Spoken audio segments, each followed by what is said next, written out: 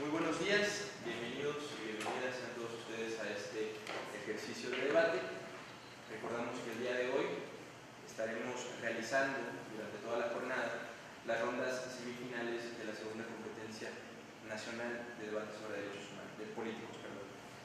El día de hoy el panel de jueces está integrado por Marta Alejandra Tello Mendoza, Alexander Reyes Guevara y preside Jaime González Alcaraz, provenientes los tres de la Escuela Judicial Electoral del Tribunal Electoral del Poder Judicial de la Federación. El día de hoy estaremos debatiendo el dilema A. Un funcionario público electo puede bloquear a un ciudadano de sus redes sociales, y se encuentran presentes para este ejercicio el equipo a favor, el número 420, integrado por el orador número 1, Sergio Alcántara Chávez, el orador 2, Leonardo Ríos Lagunes, y como auxiliar, Alberto Carlos de la Rosa Hernández. En lo que respecta al equipo en contra, este se encuentra integrado por oradora 1, María Cristina Escamilla Loaiza, y orador 2, Gabriel Omar Lucas Antonio. Les voy a leer a continuación algunas de las reglas básicas de este ejercicio de debate. En primer lugar, señalar que cada equipo, como sabemos, cuenta con 15 minutos en total para realizar su exposición. El tiempo será cronometrado en cuenta regresiva a partir del momento en el cual el moderador establezca o ceda el uso de la voz. Se les solicita a los oradores indicar el momento en el cual ha concluido su participación para que en ese momento se detenga el cronómetro. Cada equipo podrá elegir libremente cómo utilizar su tiempo, pero deberá obligatoriamente dividirlo en 4 segmentos, pues de lo contrario será penalizado en términos de puntuación. La extensión de cada uno de los 4 segmentos puede ser decidida libremente por los equipos. Cada uno de los 2 oradores deberá obligatoriamente hacer uso de la voz en 2 ocasiones. No hacerlo también sabemos que implicará penalizaciones. Al terminarse el tiempo, sea cual fuera el turno de que se trate, si el orador continúa hablando, será interrumpido por el moderador. En los 3 primeros turnos de participación de cada equipo deberá intervenir únicamente un orador. En el último turno de participación, es decir, en la conclusión, y más que nada con el propósito de que puedan agotar su tiempo, ambos miembros del equipo podrán hacer el uso de la palabra, siempre y cuando hayan cumplido ya con la regla de 2 participaciones por cada uno de los oradores.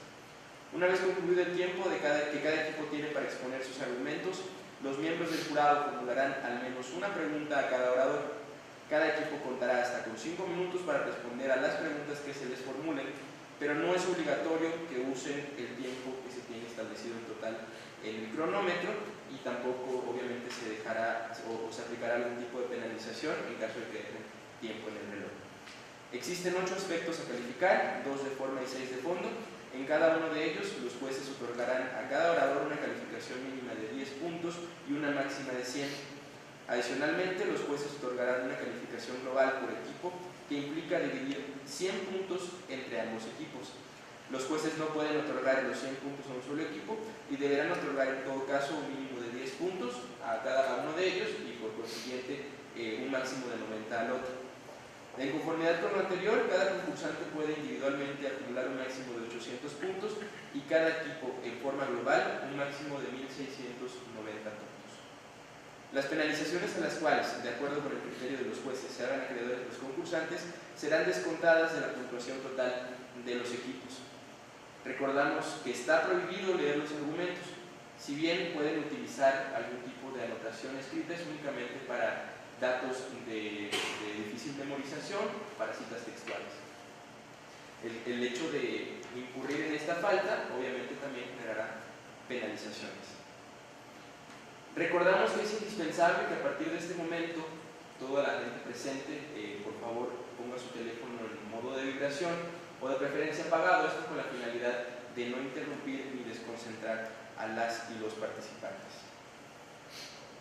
Oradores de los equipos, ¿se encuentran listos? ¿Oradores a favor? ¿Oradores en contra? ¿El panel de jueces se encuentra listo? ¿Tiempo? Bien, dicho lo anterior, considerando que todos los equipos presentes se encuentran ya listos, es momento de ceder el uso de la voz al orador número 1 del equipo a favor. Saludamos muy respetuosamente, honorables juezas, honorables jueces, compañeros polemistas, amigas y amigos aquí presentes. La emergencia de las redes sociales ha invocado que las nuevas legislaturas a nivel mundial arriben a sus representaciones con el fin de legislar a través de una visión fresca e innovadora. Ese es el sentido de este debate, para argumentar a favor, primeramente, que un funcionario público electo puede bloquear a un ciudadano de sus redes sociales. Nuestra tarea será esa: ceñir una tesis y después diversos argumentos para demostrar a favor del bloqueo de un candidato, siendo ya funcionario electo, a un ciudadano en sus redes sociales. Y tenemos que ceñirnos también a un caso específico, que trata de la gobernadora electa del centro, Mirta Yolanda Málaga de la Cueva, que abre una cuenta en la red social conocida como Twitter. Después de esto, otra cuenta antecede una serie de mensajes incisivos, en los cuales, después de hacerse de palabras, de invitarse a un debate, de abrir el diálogo, lamentablemente la contraparte, aquellos que eran anónimos, no acceden a ese debate público, ni tampoco al diálogo que la candidata electa había presentado como mesa de igualdad. En ese sentido, lo que toma como premisa la candidata electa es bloquear a esa cuenta, que no estamos seguros en primera instancia de que fuera como tal un ciudadano o ciudadanos o fuera un menor de edad. Para entrar con este debate de manera específica tendremos que definir tres conceptos claves. Número uno, ¿qué entendemos por funcionario público? De acuerdo a la Suprema Corte de Justicia de la Nación en su quinta época, nos dice que el funcionario público es todo aquel que tiene el poder punitivo del Estado, la representación del Estado, pero que también usa los medios coercitivos para ejercer su poder. Número dos, tenemos que definir qué significa ciudadano. Y eso lo tomaremos de acuerdo al 34 constitucional de la Ley Federal, por supuesto, cuando nos dice que un ciudadano es todo aquel mayor de edad y otros requisitos que se encuentran dentro del 34 constitucional que habremos de desarrollar dentro de este debate. Y el tercer concepto primordial, que es aquel sobre el que versan las redes sociales.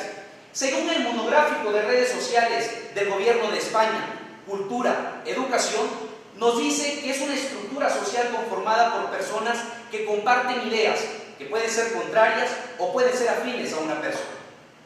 Presentaremos en este ejercicio argumentativo tres tipos de argumentos: los empíricos sociológicos, los empíricos filosóficos y aquellos de índole jurídica. Pero tendremos que defender una tesis específica, y esa tesis específica se basa en dos vertientes esenciales.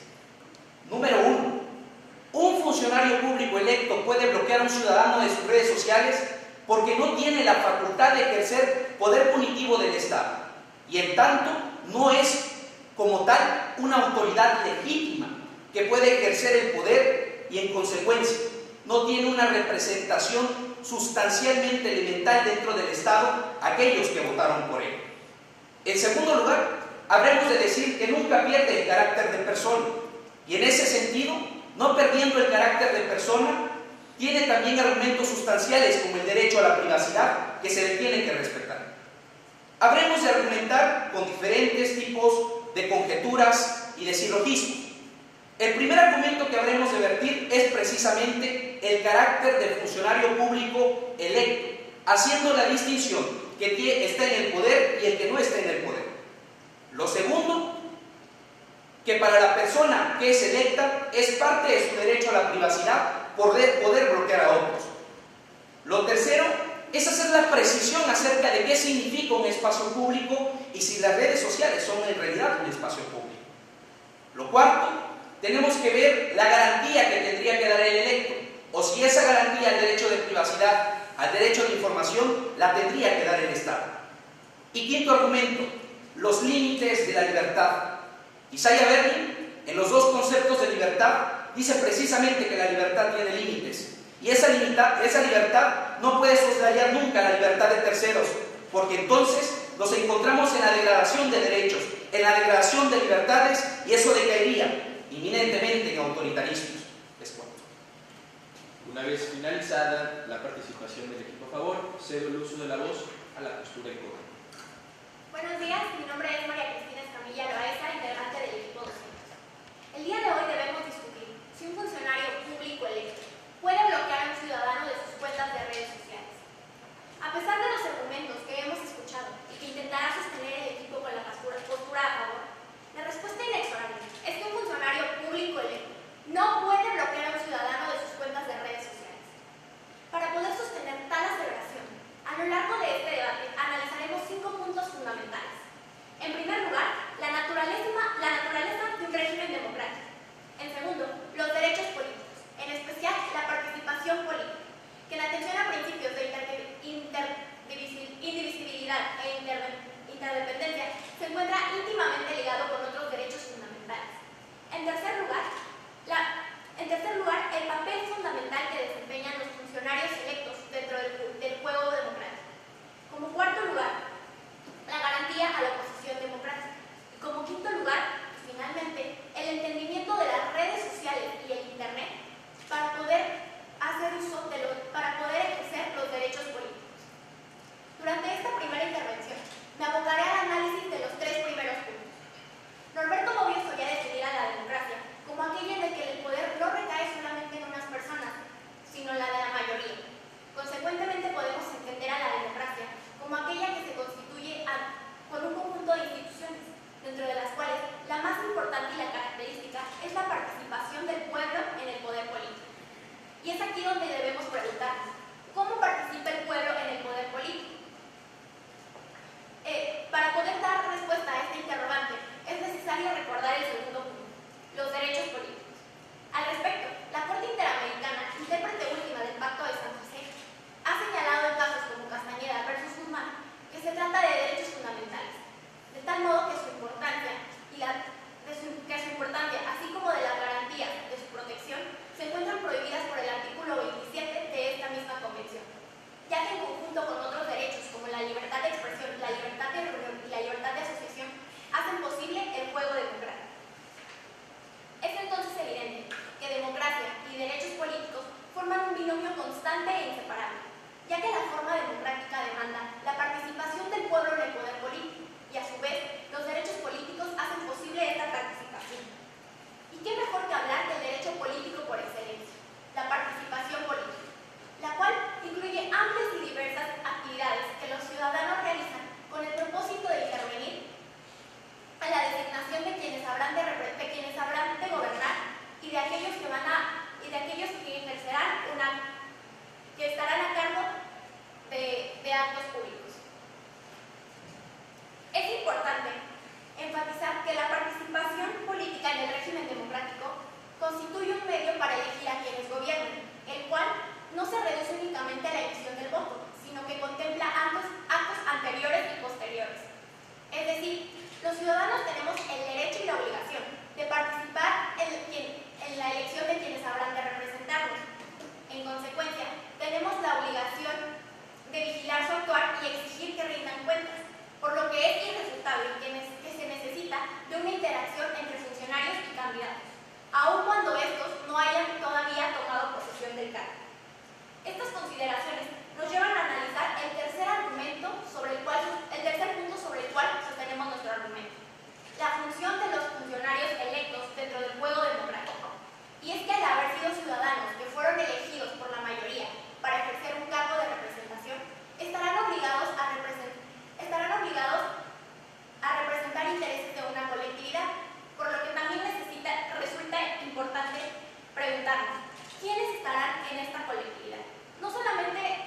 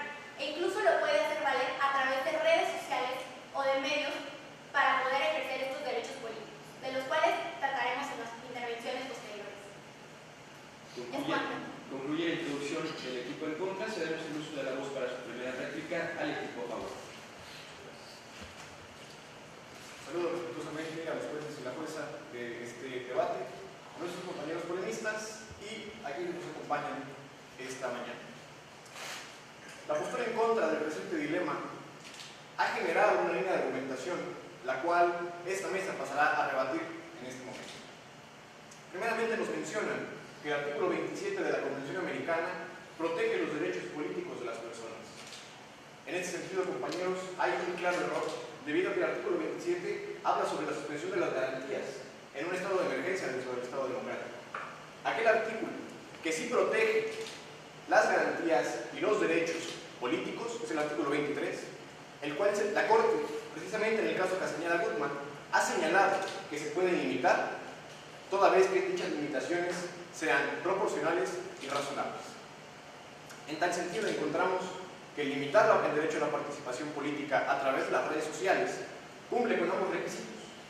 Primeramente, es razonable, toda vez que encontramos que, si bien es cierto que una gran cantidad de mexicanos tiene acceso a las redes sociales y a los servicios electrónicos, es también muy cierto que todavía existen cerca de 50 millones de mexicanos que el día de hoy no tienen luz, que el día de hoy no tienen servicios básicos, y que entonces prometerles que el derecho a la información pública lo van a poder cumplir a través de las tecnologías de la información resulta en un derecho ilusorio, toda vez que no existe la posibilidad de elegir. Y de igual manera, es proporcional, toda vez que si contemplamos que en las redes sociales no tenemos la plena seguridad de quién es la persona con la que se interactúa, entonces no podemos hablar de la garantía de derechos políticos, porque, como bien lo mencionan, compañeros, los derechos políticos son derechos inherentes, no únicamente a la persona, sino también a su calidad de ciudadano. Es decir, los derechos políticos como derechos humanos van a variar en función de la ciudadanía y la nacionalidad de cada persona. De igual manera nos mencionan que el funcionario electo tiene un deber para con el pueblo, toda vez que ha sido electo para representar sus intereses políticos, en lo cual tienen bastante razón. Sin embargo, omiten un punto clave consagrado en el artículo 108 de la Constitución, el cual nos resume que para entender qué es un funcionario público hay que mirar a todas las personas que desarrollan un puesto, cargo o comisión, ya sea en el Poder Ejecutivo, en el Legislativo, en el Judicial o en algún órgano desconcentrado del Estado. Es por tanto, a la luz de este artículo, que habremos de preguntarnos qué funciones, qué cargo o qué comisión ejerce una persona a partir de la entrega de su constancia de mayoría. En ese sentido, es claro que un funcionario electo no tiene atribución alguna. Y nos mencionan también la necesidad de exigirle cuentas al funcionario público electo, lo cual también es cierto. Sin embargo, existen medios de fiscalización por medio del Estado, que es quien tiene que garantizar el derecho al acceso a la información pública y no los electos, por medio de los cuales cualquier persona puede hacer valer su derecho de solicitar la información pertinente al Estado con respecto al uso de recursos públicos. Es cuanto. Es momento de escuchar la primera réplica del equipo en contra. Gracias. Haciéndome cargo de lo que mencionaba mi contraparte respecto a la autoridad o al carácter que ostenta el funcionario público, nuestra postura no se sostiene precisamente en que un funcionario electo sea una autoridad, porque somos conscientes que no cumple con todos los requisitos que han mencionado de la Suprema Corte de la Justicia de la Nación, y a su vez, hasta que no tenga un acta de nombramiento, no va a poder ejercer actos de autoridad en atención a su potestad pública. Pero, sin embargo, un funcionario electo, al estar involucrado en temas de interés y de relevancia social, está sometido a un mayor escrutinio. El escrutinio que nosotros discutimos es respecto al carácter que ostenta, es decir, a figura pública y en temas de intereses en un régimen democrático, no a la persona, no a una persona como privada. Al respecto, entonces, al existir un mayor escrutinio, tiene que haber un umbral de mayor tolerancia. El umbral de este escrutinio implica, por ejemplo, en redes sociales se pueden dar dos supuestos. Uno, que el funcionario cree una cuenta en este caso fue una cuenta de Twitter, en la que ella se presenta como gobernadora, y en esta cuenta anuncie todos los medios de su función y todo lo que va a realizar. O dos, cuando en apariencia sea una cuenta privada, es decir, que ella ponga familia, amigos, pero en el momento que ella publique una cosa pública se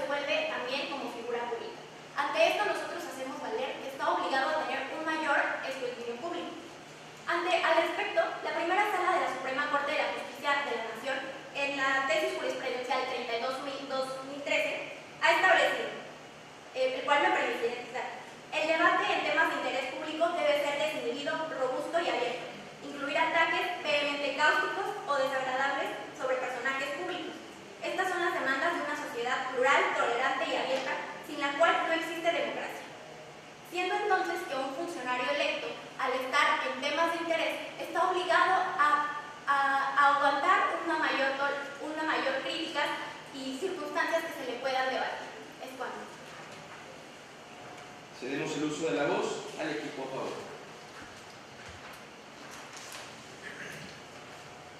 Agradecemos en primer lugar que la contraparte nos dé la razón al decir precisamente en su primera intervención de esta que una autoridad electa no puede ejercer autoridad y por ello las obligaciones y las demandas que se les pueden hacer son distintas. Agradecemos a la contraparte que nos dé la razón. Lo segundo que tenemos que decir respecto de la calidad del caso específico cuando se registra como Mirta gobernadora, vaya, yo me puedo poner Sergio presidente y no por eso quiere decir que soy presidente y que mi red social sea como un baluarte en defensa de todos los ataques que me puedan hacer y yo tenga que soportarlos. La tercera distinción que tenemos que hacer en este debate es precisamente acerca de qué es una figura pública y qué es un funcionario público electo. En ese sentido, las exigencias y las competencias también son totalmente distintas. Respecto de lo que dice de la tesis jurisprudencial, si no mal recuerdo, 36-2013 o 34-2013, en donde habla acerca de los ataques vehementes y que tienen que tener un mayor índice de tolerancia, tenemos que decir que la libertad tiene límites, como se ha mencionado, dentro de la introducción de este ejercicio de debate. En el sentido de que la libertad tiene límites, también tenemos que decir que el derecho evoluciona, que las jurisprudencias evolucionan y que las nuevas legislaciones tienen que tener también un sentido autocrítico, en donde se defienda también al que es electo por el simple hecho de ser persona. Después de esto, habremos de defender un punto elemental dentro de lo que tenemos que reflexionar dentro de este debate. Y es otro de los argumentos vertidos. El electo no deja de ser persona y por tanto conserva el derecho a la privacidad. Ese derecho a la privacidad contempla sustancialmente el respeto a su libertad y el respeto a su honra, que se ve contemplada en tratados internacionales y en la legislación mexicana. Por supuesto que tenemos que precisar aquí también de quién es la garantía de la libertad de expresión que expresa la contraparte. Y esa garantía se diversifica a partir del Estado precisamente y no a partir de las personas que no conservan el poder punitivo del Estado ni el poder de representación fáctica. En este sentido, agradecemos que dentro de su intervención a la contraparte nos haya dado la razón a esta casa. Es cuanto. Cedemos el uso de la voz a la postura en contra. Muy buenos días a todos, mi nombre es Gabriel Lucas y en compañía de mi compañera María Cristina sostengo que un funcionario electo no puede bloquear a los ciudadanos en sus cuentas de redes sociales. Previo a abocarme al análisis de los últimos dos argumentos en los que sostenemos este razonamiento, es preciso que me ocupe de los planteamientos realizados amablemente por Sergio y Leonardo en participaciones que anteceden.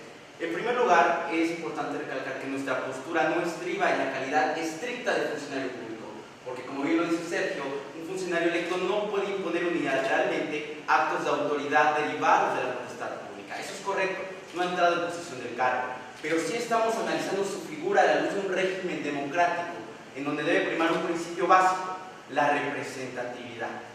Es decir, ya no nos encontramos en un estado estamental, donde un funcionario público representa los intereses de una clase particular. Es un funcionario que estará obligado a representar los intereses de una colectividad, y esa colectividad está integrada, como bien lo decía Cristina, por quienes votaron por él, por quienes pensaron que la mejor opción política era otra, y por quienes no emitieron sufragio alguno. ¿Cómo puede entonces un funcionario público electo representar adecuadamente los intereses de una colectividad que no escucha? ¿Cómo podemos asegurar este principio si no tiene una interacción con las personas que están en su contra, siendo apenas un funcionario electo, por supuesto? Porque esta comunicación y esta interacción impactará de manera evidente y contundente en la representación que ha de tener. Ha dicho también Sergio, en otro de sus argumentos, que la libertad tiene límites. Es correcto, no existen derechos absolutos. Por lo tanto, es evidente que tienen restricciones, pero también hay límites a esas restricciones. El respeto al contenido esencial de ese derecho. Y el contenido esencial del derecho a la libertad de la participación política nos dice que como funcionario que ha de representar y que está sometido a un escrutinio mayor por parte de la sociedad, por parte de los ciudadanos a quienes ha de representar, tiene que tolerar un debate vehemente, enardecido en torno a su persona, posicionamientos y por supuesto también a sus propuestas. Al respecto, y ocupándome también de otro argumento vertido por el equipo, nos ha dicho que antes de candidato, o aunada a la calidad de funcionario, es también una persona. Y eso es correcto, también es una persona. Sin embargo, por eso hemos establecido previamente las condiciones en las cuales no es concebible que bloquee a un ciudadano. Es decir, que cree una cuenta, como lo es en el caso Mirna, gobernadora, una gobernadora electa, para dar a conocer sus posicionamientos en atención a esta calidad, la calidad de funcionario, y un supuesto completamente diferente. Se trata de una cuenta privada que se enfoque, por supuesto, a temas de esta naturaleza. Es evidente que el debate enardecido al que tiene que estar sometido y el que tiene que tolerar es el referente a los pronunciamientos que hagan atención a esta calidad. Ahora bien, para continuar con las razones que nos ayudan a sostener nuestra aseveración inicial, es preciso hablar de la garantía de la oposición democrática. Al respecto, la Corte Interamericana ha sostenido en diversos casos, como Manuel Cepeda Vargas versus Colombia, que las voces de la oposición, es decir, quienes hacen una crítica a estas personas, son imprescindibles para una sociedad democrática. Y es que solamente a través de estas voces se pueden llegar a acuerdos entre las diferentes visiones que existen en una sociedad. Y es que sin diálogo, sin debate, sin discusión, no hay representatividad. De ahí que un funcionario público electo esté obligado a tener un contacto con la colectividad que ha de representar. De ahí también es importante pasar a otro punto. ¿Por qué los de Internet y redes sociales son espacios idóneos para el ejercicio de este debate y para el ejercicio de derechos políticos? Es evidente que nosotros ya no podemos disfrutar de la democracia de los antiguos. Ya no podemos reunirnos en una plaza, en el aula, y discutir en igualdad de condiciones sin uso de la palabra. Esta participación para construir, tomar decisiones importantes de la vida pública. Es evidente que en estados como los nuestros, como el mexicano, donde tenemos un gran número de personas, no podemos reunirnos, es materialmente imposible. Necesitamos medios que nos permitan participar, interactuar, proponer, recibir información, dar información, debatir. Y eso es precisamente el problema que resuelve Internet y redes sociales. Crear un espacio en el que todos podemos acceder, en el que podemos interactuar, creando, modificando la forma de entender los derechos políticos, modificando la forma de entender la forma de hacer política, creando una nueva forma de ciudadanía activa. Y eso es un gran reto. Los derechos políticos deben adaptarse a los tiempos actuales, a las tecnologías que avanzan, remodifican, cambian. Y es por eso que sostenemos que un candidato, un funcionario electo, no puede bloquear en sus redes sociales a ningún ciudadano. Hacerlo equivaldría a sostener que hay democracia sin participación, sin diálogo. Y eso, compañeros, es completamente insostenible. Muchas gracias. Para establecer sus conclusiones, cedemos el uso de la voz al equipo a favor. La postura a favor, a manera de conclusión, retoma uno de los pensamientos que amablemente han vertido nuestros compañeros Gabriel y Cristina a través de su última red. A la luz, precisamente, de la sociedad democrática, de la democracia moderna, habremos de recordar también un precepto de la democracia antigua, aquella definición que tenemos sobre la justicia. ¿Qué entendemos por justicia? Pues bueno, habremos de señalarlo como darle a cada quien lo que le corresponde. Así lo definió Urbiano hace más de 2000 años y sigue vigente al día de hoy. Es precisamente a la luz de la justicia en la que habremos de darle a los servidores públicos sus funciones, sus obligaciones, y a los ciudadanos habremos de darles los derechos de participación, sí, de exigencia, pero únicamente a quienes les corresponde. Es pensar en un exceso, el atribuirle funciones, responsabilidades y cargas a una persona que todavía no está obligada a ello.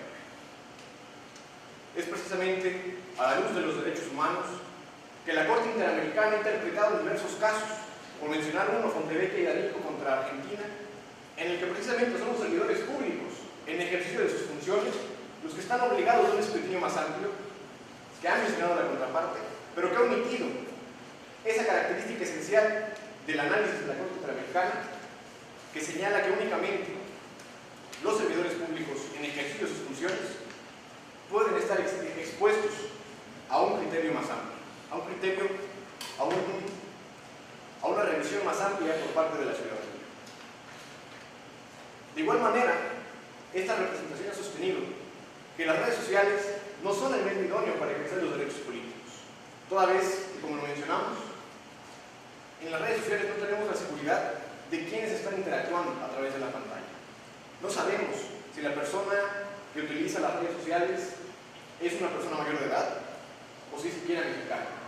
Es en tal sentido, en donde no podemos acreditar siquiera la identidad de esta persona, en el que las redes sociales se vuelven un medio muy poco idóneo para el ejercicio de derechos destinados únicamente a los ciudadanos. Cedo el uso de la voz a mi compañero Sergio Alcántara Chávez. Muchas gracias, Leonardo. Habremos de hacer una rectificación muy puntual acerca de la tesis jurisprudencial 32-2013, porque en este debate se ha visto tergiversar, y me sirvo a leerla para hacer precisiones al respecto. De hecho, el debate en temas de interés público debe ser desinhibido, robusto y abierto, pudiendo incluir ataques vehementes, cáusticos y desagradablemente mordaces sobre personajes públicos. Dentro de esta tesis jurisprudencial hay dos cosas que tenemos que prever. Número uno, el interés público que tiene que tener el debate. Dentro del debate que había dentro de Mirna Gobernadora, no era de interés público, eran de cuestiones personales. Incluso me atrevo a citar lo que dentro del caso específico se había dado con respecto del jurado. Le dijeron que era una puerca corrupta. Aquí tendríamos que prever si ella, precisamente Mirta, tiene que ser tolerante con ese grado de incapacidad y de reflexión. No podemos ser tolerantes con la intolerancia. Mirta, en más de 5 ocasiones, abrió el debate público, abrió por supuesto la libertad de expresión y ellos no la aceptaron. Por eso Mirta tomó la decisión de bloquearlos. En segundo lugar, habremos de refutar respecto de lo que significa la democracia. Hobbes creó esta cuestión de estatismo a partir del margen de la ley, que no puede soslayar la democracia, pero tampoco puede soslayar la ley. Es cuanto. Agradecimos a la postura a favor por su intervención. Tiene el uso de la voz para su conclusión la postura en contra. Muchas gracias. Para dar las conclusiones de este equipo, me permitiría hablar sobre dos temas fundamentales tratados por Leonardo hace un momento. Nos ha dicho Leonardo que es difícil determinar en redes sociales si quien ejerce los derechos políticos es en efecto un ciudadano. Y es correcto, quienes son titulares de derechos políticos son los ciudadanos.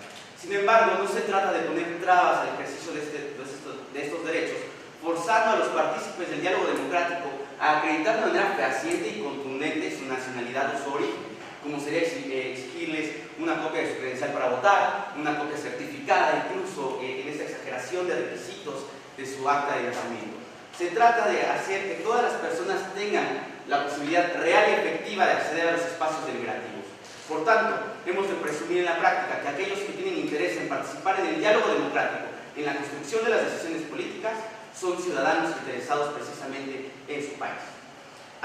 Como siguiente, nos ha dicho también que el análisis de la Corte Interamericana se ciña a la calidad de autoridad de las personas que están sometidas al escrutinio público.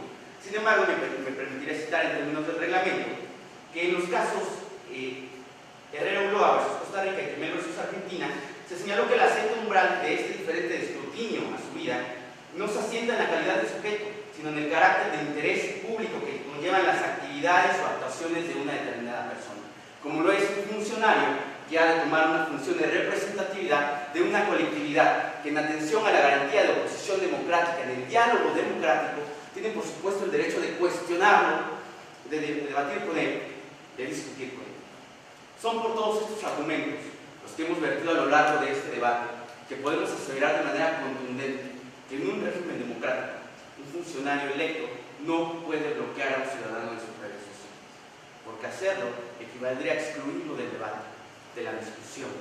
Sería decir que puede haber democracia sin participación, sin diálogo, que puede haber democracia sin libertad, y eso, más que contradictorio, es completamente imposible. Muchas gracias.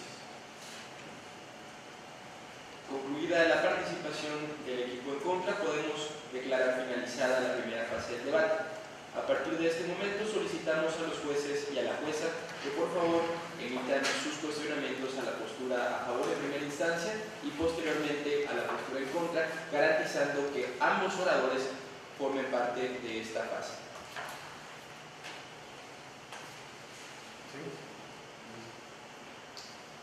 Los felicito a los equipos en primer lugar, muy bien. Es un tema complicado, es un tema difícil.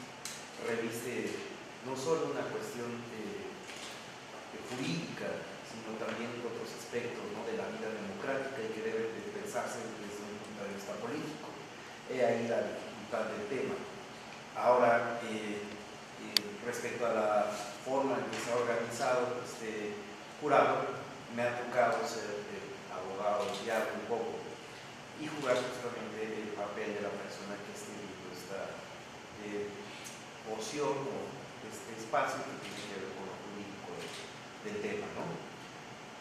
Yo imagino muchas veces a la escuela judicial como una porción del Tribunal Electoral que está analizando constantemente las decisiones que toman los magistrados en la sala superior o en las salas regionales.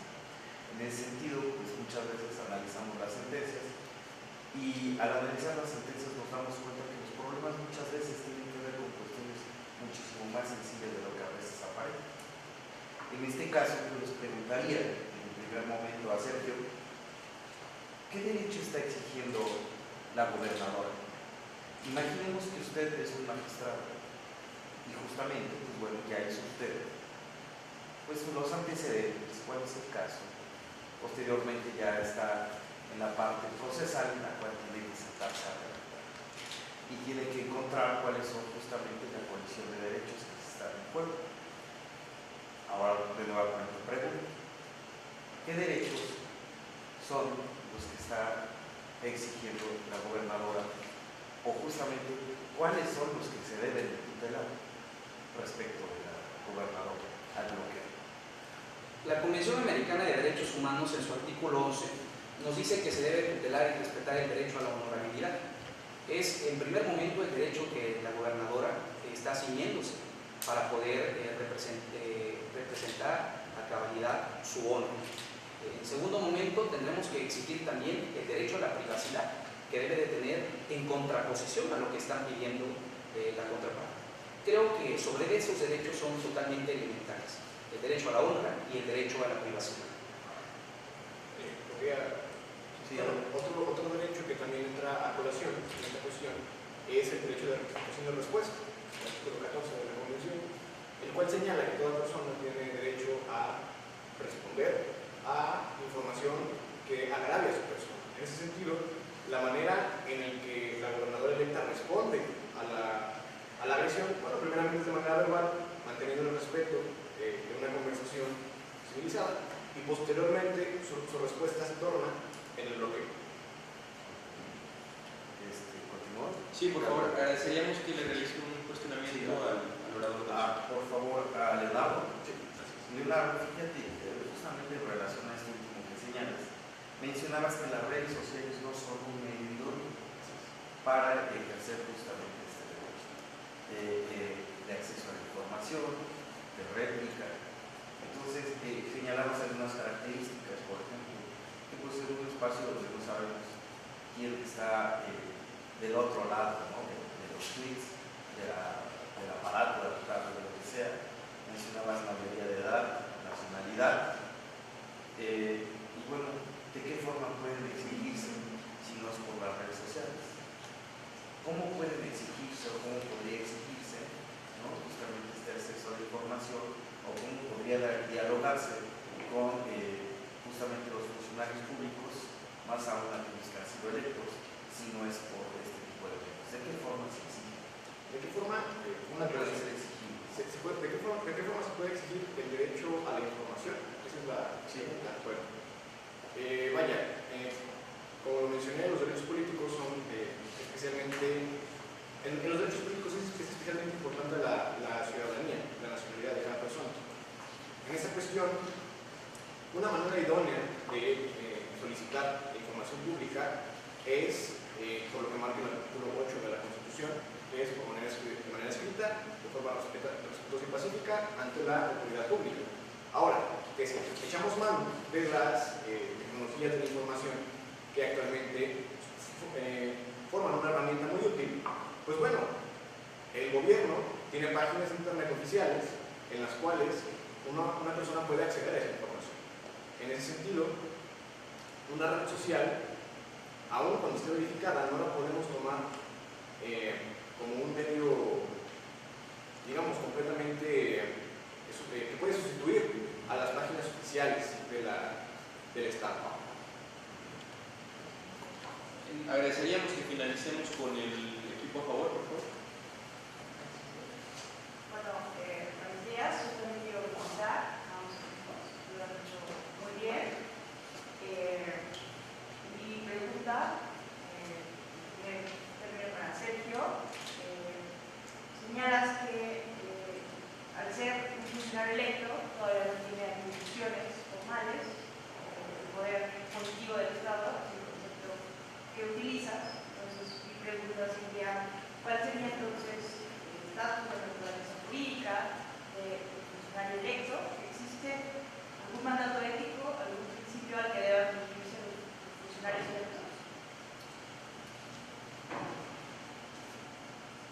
Los funcionarios electos, como mantienen la representatividad por medio de un voto, sin embargo, no tienen un esquema jurídico como tal, porque hay tres cuestiones que tenemos que ver aquí. Número uno, no mantienen el poder punitivo ni coercitivo del Estado, no tienen ninguna representación formal. Son las dos cosas sustanciales que tenemos que prever para entrar al análisis de la pregunta que ustedes abordan.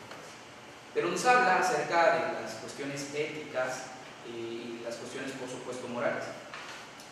Ahí tenemos que decir que un funcionario público electo conserva, por supuesto, esa reflexión y esa representación completamente moral y ética hacia quienes fueron sus votantes y para los que no fueron sus votantes también. Sin embargo, la aclaración que se tiene que hacer aquí es precisamente lo que argumentábamos dentro de este debate. El hecho de que sea electo no quiere decir que pierda su calidad de persona, en tanto conserva sus mismos derechos. Y si una de las cuestiones que ha lacerado tanto a la democracia hoy es precisamente aquella que se diversifica a través de la violencia. Siguiéndonos en el caso específico, la gobernadora electa abrió el diálogo, abrió el debate, en muchas ocasiones no accedieron. Ella tenía un principio moral defendido. ¿Cuál era? El de respetar la libertad de expresión, pero también los derechos y las libertades tienen límites, en consecuencia. Entonces, mi pregunta ahora para Leonardo está relacionada a la pregunta de Alexander. Señalas que las redes sociales no son el medio idóneo para el debate, para el ejercicio de los derechos políticos electorales. Entonces, mi pregunta sería: ¿el Estado puede juzgar sobre la idoneidad del ejercicio de los derechos políticos? ¿El Estado puede juzgar sobre la idoneidad del ejercicio de los derechos políticos? Bueno, por supuesto que va a haber medios más idóneos para ejercer derechos políticos que otros. Por ejemplo, cuando ejercemos el sufragio, cuando vamos a votar, encontramos el padrón electoral en donde estamos registrados, en donde en la fotografía ahí plasmada coincide o debería coincidir con la fotografía de nuestra credencial de elector, y entonces podemos acreditar nuestra calidad de mexicanos, de ciudadanos, y a partir de ese sentido deben tomarse las medidas idóneas para el ejercicio de los derechos políticos. Incluso la Corte ha señalado, la Corte Interamericana ha tomado el criterio de la idoneidad para construir razonamientos en cuestión de ponderación de derechos, como lo es el test de proporcionalidad, el cual ha desarrollado, vaya por mencionar algún caso, en el caso de Fonterrey y Hidalgo contra Argentina. ¿Podemos aceptar? Adelante. Nada más una acotación. También los derechos políticos tienen un margen de apreciación. Perdón, ha concluido el tiempo establecido para la ronda de preguntas y respuestas, pero si el jurado lo considera pertinente, podemos añadir minutos al reloj que también serán otorgados a la postura en contra. ¿Está de acuerdo el honorable jurado calificador de añadir tiempo? Adelante. Disculpe. A través de este marco internacional, los estados conservan un mayor margen de apreciación por parte de los estados respecto a los derechos políticos. Es decir, los estados tienen un tanto de mayor libertad para estructurar, reglamentar lo que definimos nosotros como derechos políticos considerados en la Comisión Política de Derechos Humanos. Adelante. Felicidades a los dos equipos, creo que se han preparado para venir acá. Tanto su forma como su fondo me parece que están haciendo un buen trabajo de sustento en ambos casos. Mi pregunta va a ir más por aspectos que tienen que ver con el carácter social de los discursos políticos. Decía acerca, por un lado, que hay una calidad de persona de la candidata electa, pero al mismo tiempo abre una cuenta en una red social en la que se bautiza a sí misma como la primera gobernadora electa del estado del centro. Entonces, una persona que, en carácter aparentemente privado, se presenta como representante público, empieza a ser una especie de mezcla discursiva de lo público y lo privado. Y entonces, cuando la crítica no le favorece, decide bloquear al ciudadano. En términos del juego democrático, en tu opinión, la opinión del equipo que representas, ¿qué tan enriquecedor resulta este tipo de actitudes para fortalecer la democracia, para generar un diálogo democrático?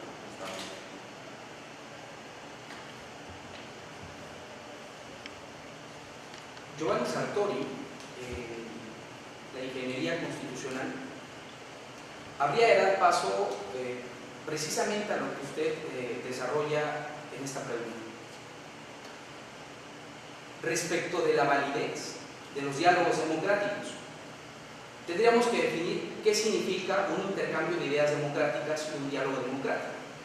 Para ello tenemos que extendernos a una cuestión de un Estado de Derecho. No puede existir una democracia sin un Estado de Derecho. Lo que existen dentro de aquellos estados que no son democráticos son principalmente autoritarismos, oligarquías. Respecto del Estado de Derecho, tiene que estar al margen de la ley. Por lo tanto, la vida democrática de un país y de sus instituciones, y por supuesto del Estado, tiene que ceñirse al margen de la ley. La ley nos dice que por supuesto la libertad tiene límites. ¿De dónde proviene? Pues ustedes claramente lo saben, de este contexto del estatismo de Hobbes, en donde nosotros delegamos nuestra responsabilidad y un poco de nuestra libertad hacia el Estado para que nos pueda guiar.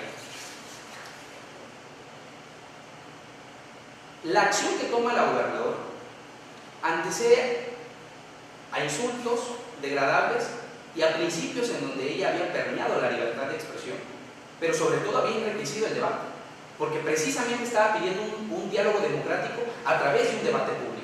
Y estaba pidiendo un diálogo democrático para ceñirse a la propia vida democrática que en un momento habría de representar, defendiendo los derechos de aquellas personas que aún con ataques vehementes y cáusticos, como dice la tesis, ella soportó.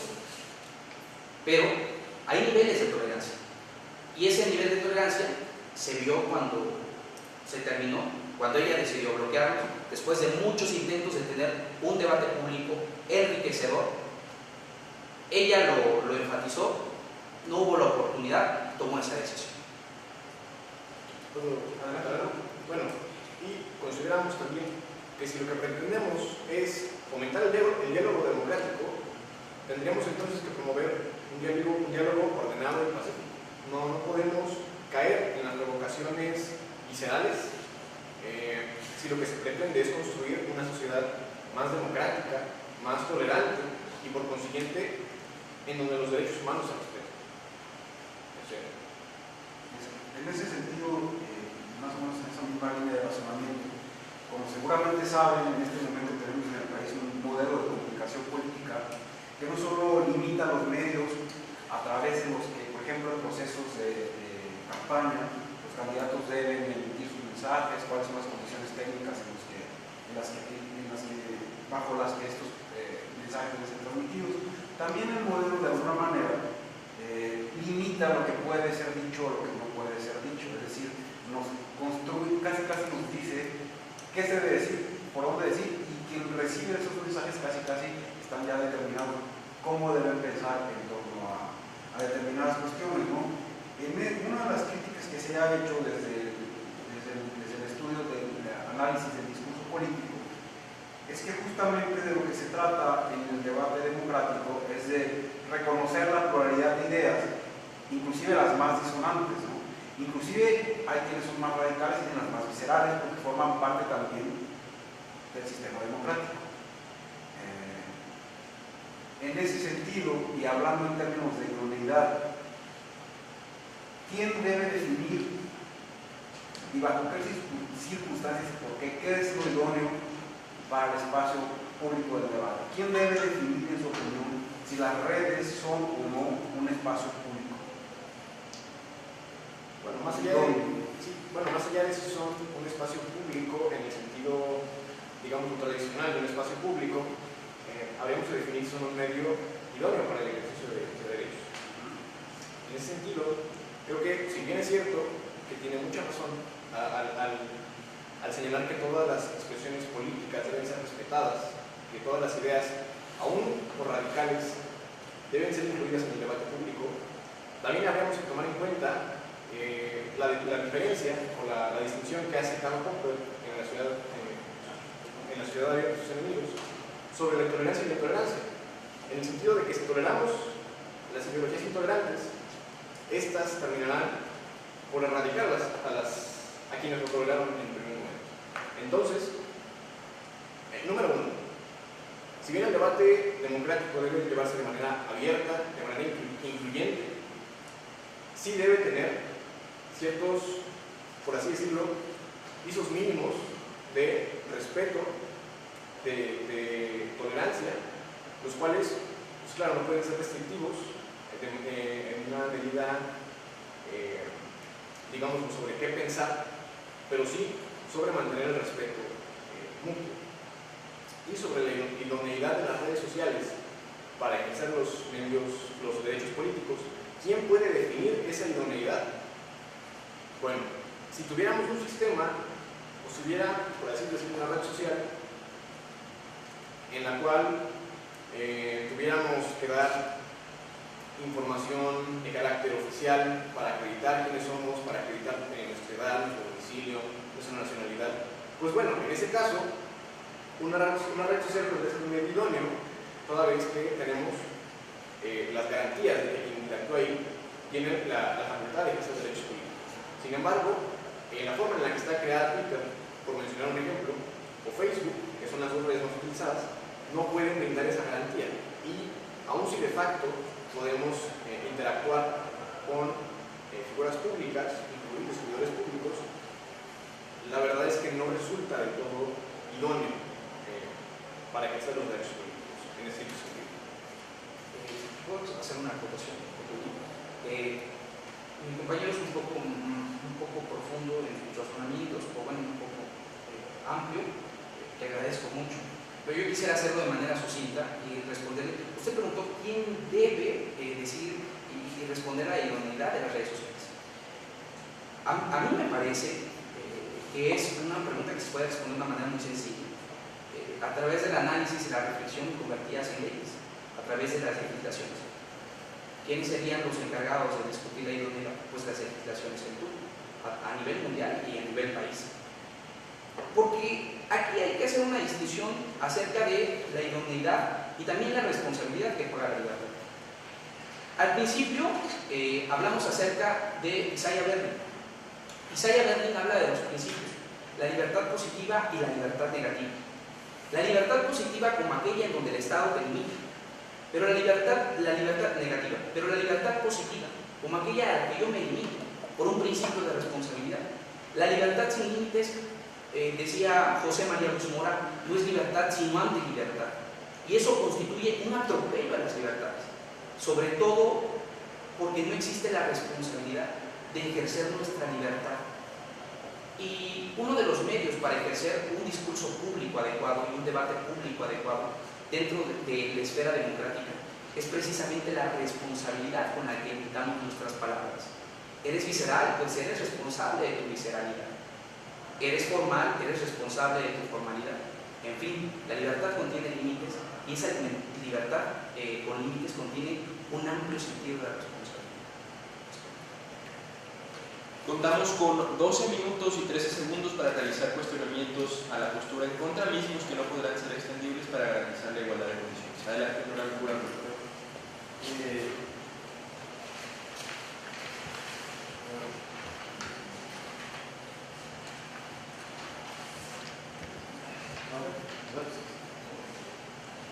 Bueno, primera pregunta para María Cristina Villa. Mencionabas que los funcionarios públicos, por su carácter de autoridades electas, su carácter público, deben de contar con meterse en mayor escrutinio público. ¿Existe algún supuesto en que eso sería razonable? Es decir, ¿cuáles serían los límites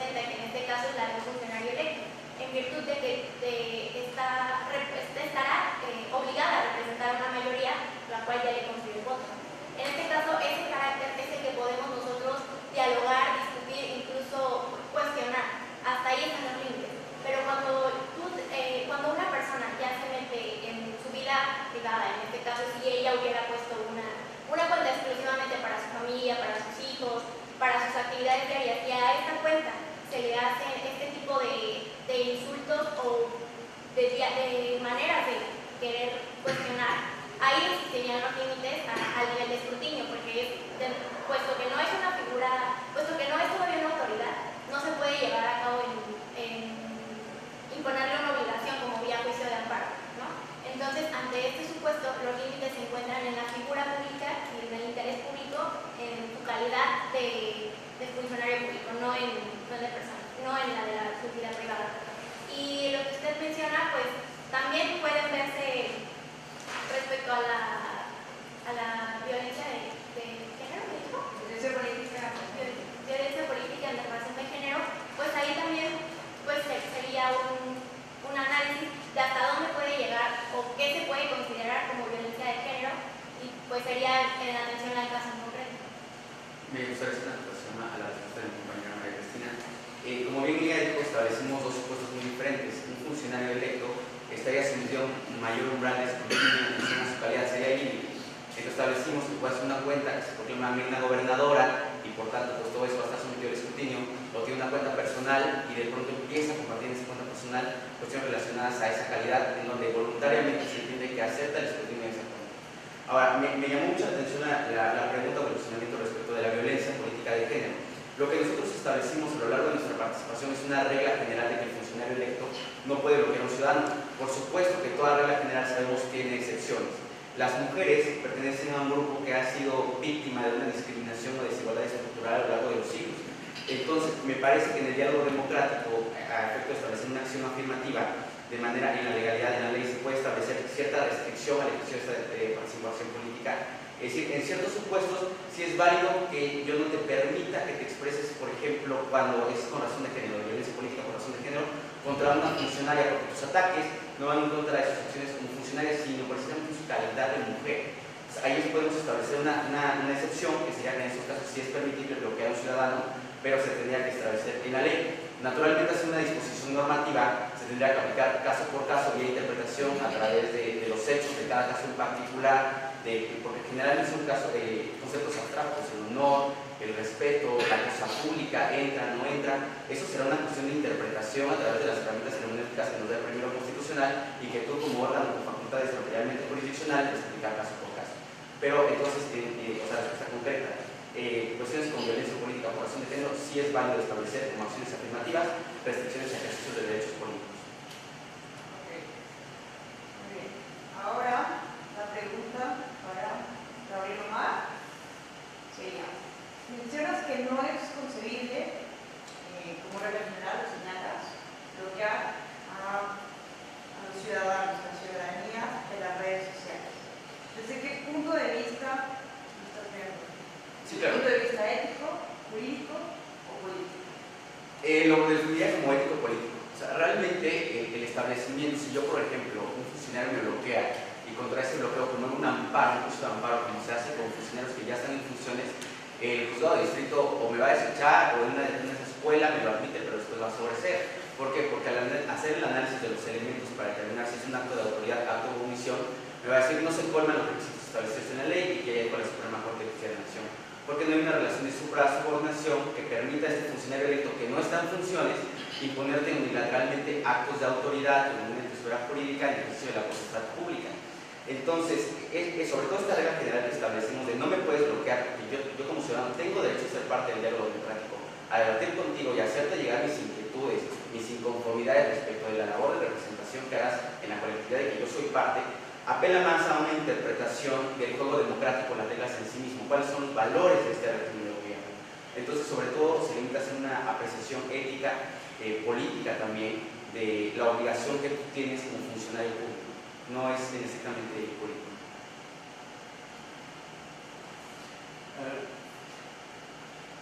Justamente han acertado en la forma en la cual han documentado su posición.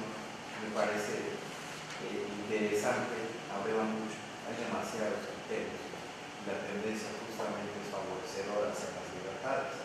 De ahí que de alguna forma pues, la argumentación sea favorecedora para la postura. Ahora bien, si nosotros tuviéramos que ver con este caso en concreto que se había planteado, un hipotético, en el cual pues, bueno, vemos a una gobernadora que pues, bueno, está justamente siendo electa, tiene una cuenta pública, se le pide un debate público, incluso se llega a ser bastante subido de tono el debate, incluso hay acusaciones muy fuertes. Si los sujetos fueran algún partido político además, y podrían defenderse a través de un juicio y bueno, señalar que existe calumnia. Pero en este caso estamos hablando de un ciudadano frente a un servidor público, ¿no?, que ha sido electo. Ustedes, bueno, primero preguntaría esto a María Cristina, ¿cómo resolverías si fueras un juez en este caso?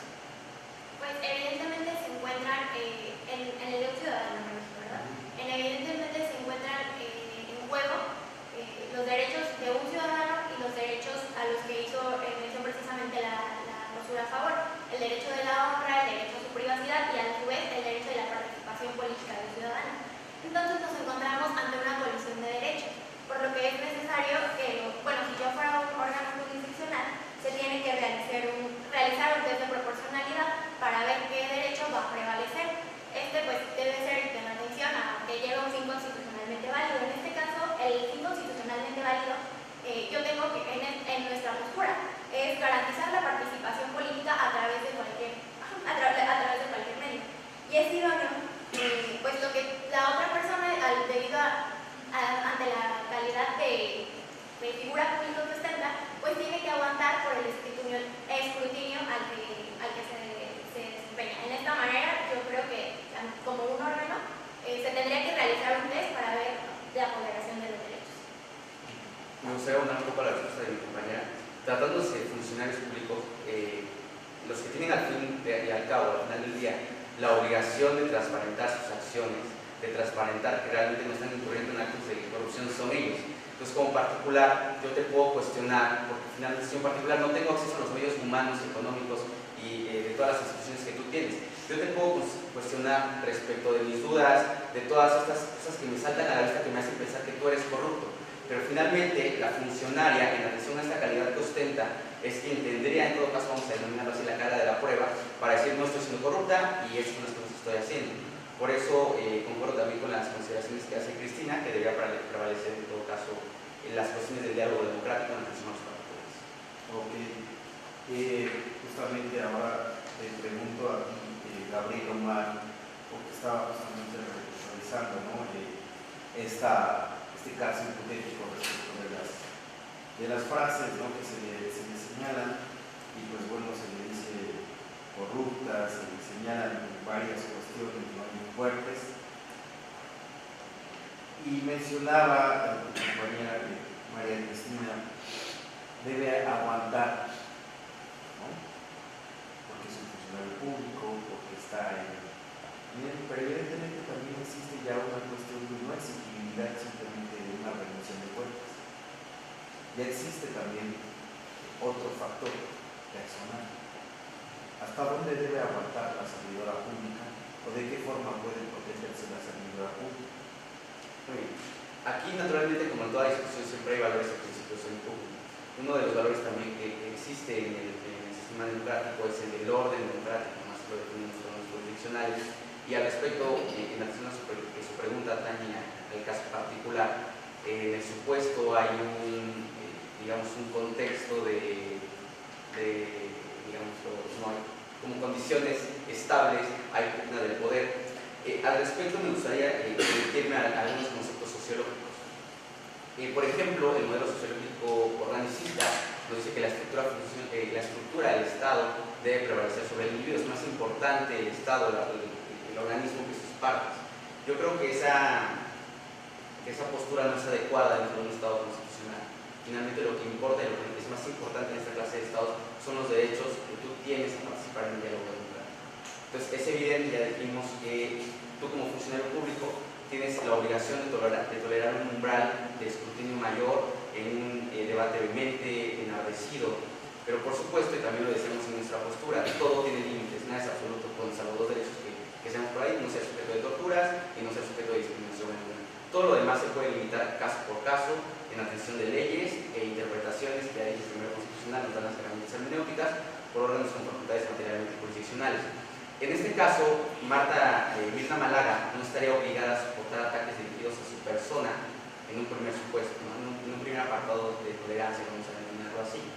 Segundo, si los ataques del ciudadano comienzan ya a ser en extremo incisivos, a no querer entablar un diálogo democrático, que finalmente es un intercambio de ideas, en un estado donde permea la inestabilidad democrática por la pugna del poder, y notamos que estos comentarios, estas participaciones, no tienen la intención de abonar a un debate democrático, sino solamente dañar netamente la imagen o hacer más enardecido el contexto que ya existe, sería en estos supuestos en extremos ya concebible hacer una limitante al derecho que tienes a participar y decir, bueno, en estos casos sí te puedo restringir el derecho a la participación porque no estás debatiendo, no estás participando, no estás ejerciendo un derecho político, solamente estás incidiendo en dañar una imagen y en afectar el contexto ya existente. María Cristina, no tanto desde un punto de vista jurídico porque o normativo, que creo que ahí sería muy fácil determinar condiciones, supuestos y demás, sino más bien desde un punto de vista, retomando lo que comentaba Alejandra al principio, más ético y político. ¿En qué casos, desde tu perspectiva y según el caso hipotético y según la construcción de tus argumentos, sería factible y sería viable, inclusive deseable en un momento dado, que un candidato electo pueda bloquear las redes sociales a algún ciudadano o grupo de ciudadanos, como podría ser este caso? Bueno, en los casos, y creo que tiene mucho que ver con lo que ha establecido mi compañero, al encontrarnos en un régimen democrático, es evidente que debe haber un orden democrático. Entonces, todas las actuaciones y las intenciones que tú tengas para entablar un diálogo, para discutir, tienen que ir encaminado a aportar a este orden democrático. Si las actuaciones, las formas para poder entablar este diálogo son únicamente encaminadas para corromper este orden democrático, yo digo que hasta aquí, yo opino que hasta aquí estaría limitado tu facultad para poder discutir o dialogar con un funcionario electo. ¿Podrías profundizar en el concepto de orden democrático? Sí, pues que el orden democrático es que dentro del régimen en sí se respeten todos los principios y derechos que deben permear para todas las personas. ¿Qué opinas al respecto, Carlos? Bueno, al respecto del orden democrático, se ha establecido que en todo Estado debe haber un contexto de pacificidad en donde se puedan celebrar elecciones que sean, nos dicen, libres, que sean justas, pero sobre todo establecen a este elemento, ¿no? De que sean pacíficas, que no haya disturbios, pero sobre todo el intercambio de ideas, esta garantía de oposición democrática que decimos, parece estar en pugna con el orden democrático, porque evidentemente en un intercambio de ideas contrapuestas que no concuerdan o no se interceptan en cierto punto, es evidente que va a haber una discusión que la hemos calificado varias veces de enardecida, emotiva, en atención a esta misma calidad. Estamos discutiendo porque no estamos de acuerdo. Muchas veces no vamos a utilizar las mejores palabras, no vamos a utilizar los mejores calificativos porque estamos discutiendo, estamos tratando de llegar a un acuerdo, pero de posicionamientos a veces contrapuestos que es muy difícil armonizar. Por eso creemos que es caso por caso que se debe considerar las reglas, porque finalmente son principios, los principios deben ponderarse caso por caso, es decir, o tenemos el orden democrático o a veces la garantía de la oposición democrática. Lo cierto es que desde nuestra perspectiva y el estudio que hemos realizado, la garantía de la oposición democrática, esta variedad de posiciones, de visiones, de poder discutir, es lo que le da esencia a la democracia, lo que hace que el gobierno de todos en efecto sea de todos. Ahora, cuando hablan de elementos, digamos, distintivos del orden democrático, evidentemente hay acciones que son muy materiales, muy físicas, que pueden romper el orden, y hay cuestiones que son muy simbólicas, ¿no? Cuando yo le digo a una candidata electa, eres una cerda corrupta asquerosa, ¿estoy rompiendo el orden democrático? No. ¿Por qué? No estoy rompiendo el orden democrático porque precisamente dentro del orden democrático sí es cierto, debe haber pacificidad, debe haber un contexto pacífico, pero eso no significa que yo te voy a restringir al grado de que no puedas dirigirte a mí sino con calificativos que a mí me agraden, porque en este caso ya sería algo que Alex de Tocqueville llamaba en su obra La democracia en América el término de la tiranía, como funcionario tú no puedes establecerme qué puedo hacer y qué puedo decir. Yo tengo que tener la libertad de calificarte como yo guste, pero siempre para mí esta expresión está dentro del orden democrático. Entonces, por lo tanto, considero que no en el principio. Muy bien, concluida la etapa de preguntas y respuestas, podemos señalar que este ejercicio de debate ha sido finalizado, razón por la cual invitamos a los equipos y al público en general a abandonar la sala para que el jurado calificador pueda deliberar.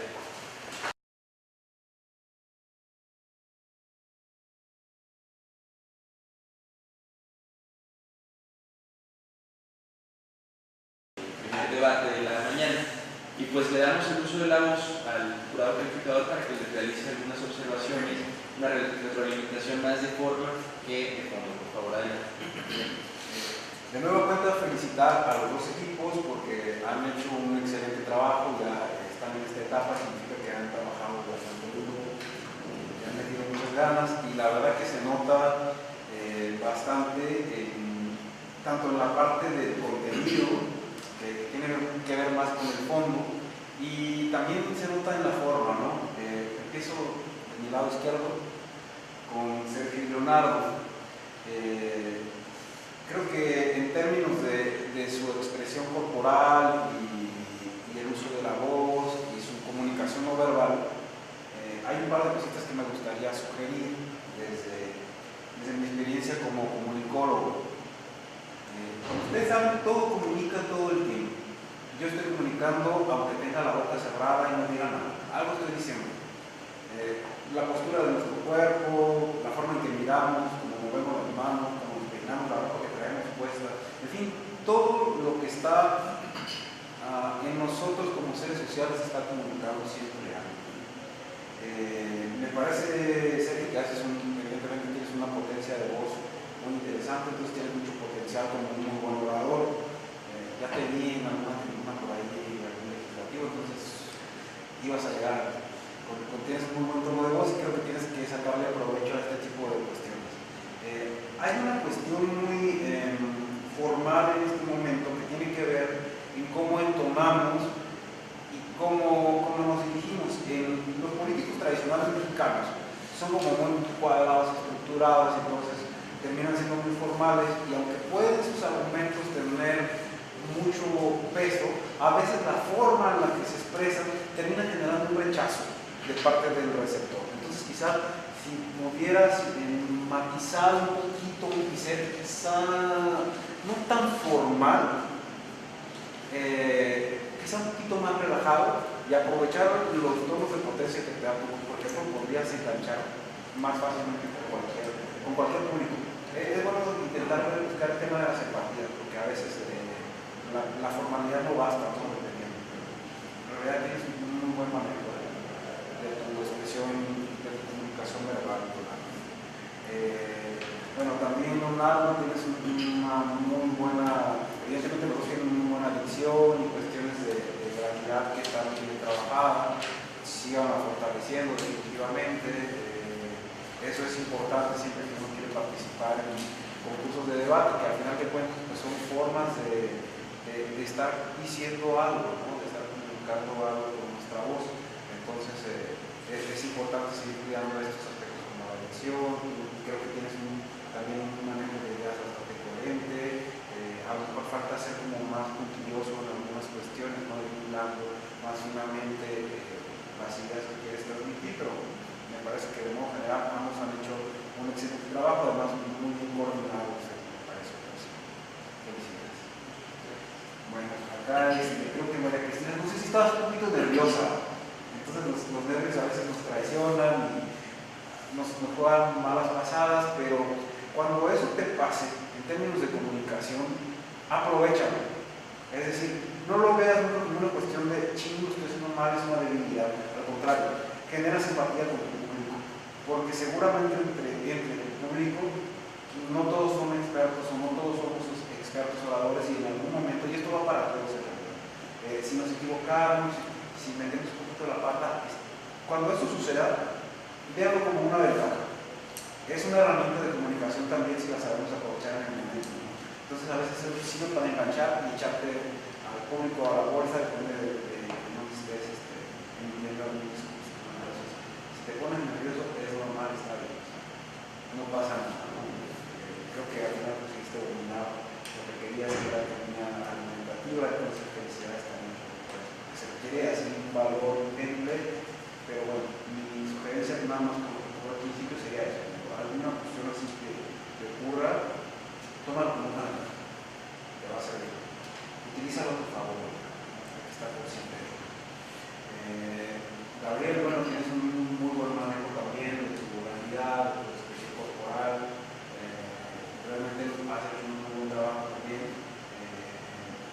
Creo que evidentemente conseguiste ligar tu comunicación no verbal con la hilaridad, digamos, de tus argumentos. Entonces, me parece que hiciste un muy buen trabajo en ese sentido. Continuamos fortaleciendo evidentemente no solo para concursos de debate, sino para cualquier intervención pública que en algún momento puedas tener en cualquier foro. Yo creo que, bueno, en realidad los cuatro tienen así como mucha potencia para seguir desarrollando estas cuestiones de oralidad, de ser muy buenos oradores. Felicidades. Gracias.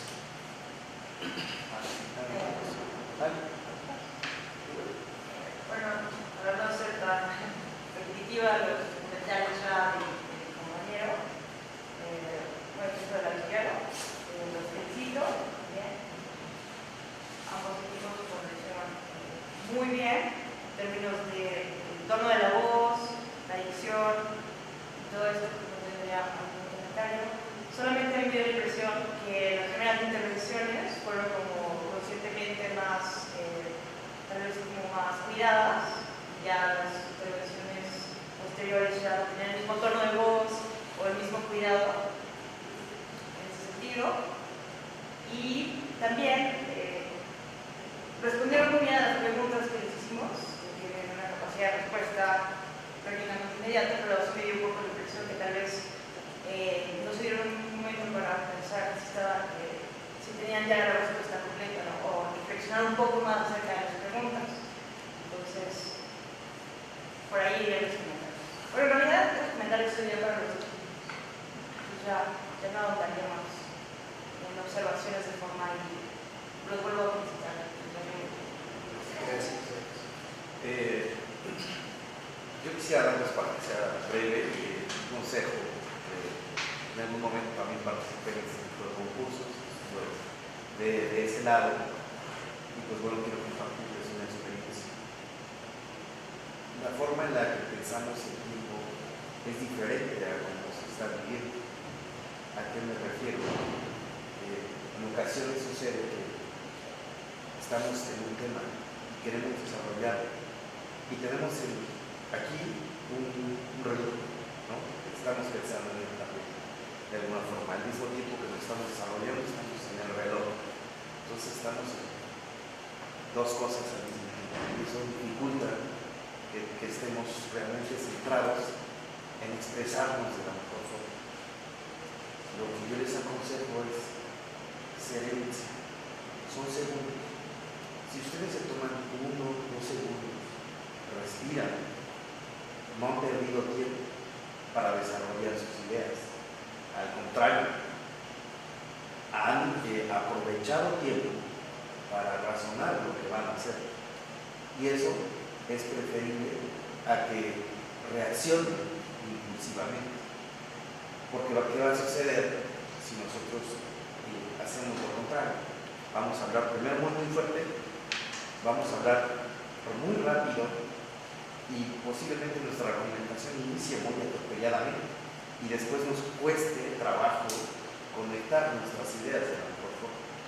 Entonces, mejor con calma y dirigiéndonos hacia nuestro objetivo, que nuestro tono de voz sea atrayente hacia lo que queremos exponer. De esa forma logramos que nuestros 5, 10, 15 minutos se aprovechen realmente como debemos, con argumentos.